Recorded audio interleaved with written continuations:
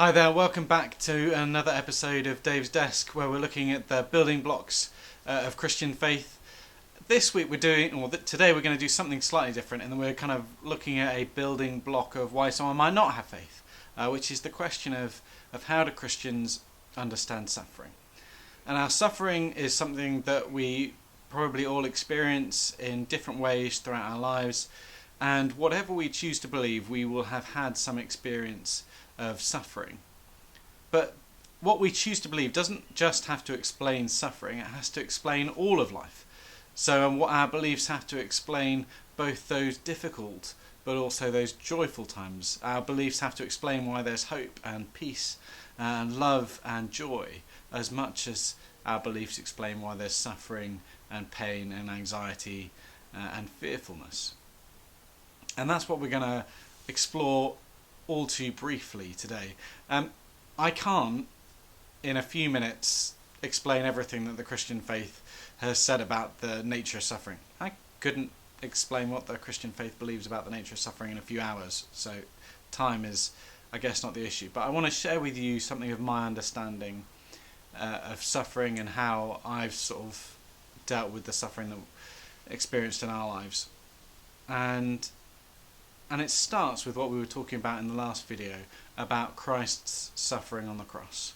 So I believe that no matter what suffering I go through, Christ has experienced something similar or something worse than what I'm experiencing. So when I am dealing with pain in my life and I go to him and lament and rage and pray and seek his sort of stepping into those situations, I know that he understands intimately what it is to experience that pain and that loss that I'm experiencing in that moment. And I think for me that's a really important context. And the second thing to say is that I really believe that Christianity explains all the goodness in my life as well. It helps me to be grateful and to see the joy. I think oftentimes it's easy for us to not notice the wealth of joy, the nature of hope, community, kindness. We don't question where those come from in the same way we question where suffering comes from. But actually I think the Bible really well explains that God who sustains the world is good. And therefore he sustains it in a way that is inherently good. So how do we understand the presence of brokenness? And I think for me, it's about understanding my own role. So I know that unintentionally, and sometimes I'm afraid to say intentionally, I've caused others pain or suffering. I'm aware that I'm part of the problem that we're talking about. I'm part of the question of suffering. It's not something that's alien to me. And I think I can be part of that problem because God gave me freedom.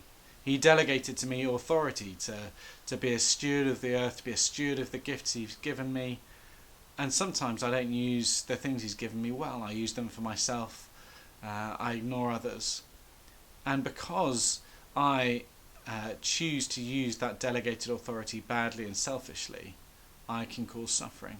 And when that small-scale selfishness is echoed over all of humanity, we begin to see a world that's riddled with factions and tribalism. It's all about I am. And that just ripples out and builds on itself until we get to the world we're in now, full of pain and struggle and suffering. So partly my understanding of suffering is that Christ has suffered more than I have. My understanding is that God has made the world essentially good, but that he's also given us freedom, and in our use of that freedom we've caused the world to be broken. That's not everything there is to say about the Christian view of suffering, but I hope it gives you something to ponder on. And if you've always thought that there couldn't be suffering and a good God, I hope I've helped you see that the question is slightly more complicated than that. Thank you as ever for joining us. If you do have things you want to comment, please feel free to. Always try and engage and enter a discussion about these sorts of things, although perhaps this isn't the easiest thing to talk about online. But thank you. Hope to see you again soon. Goodbye.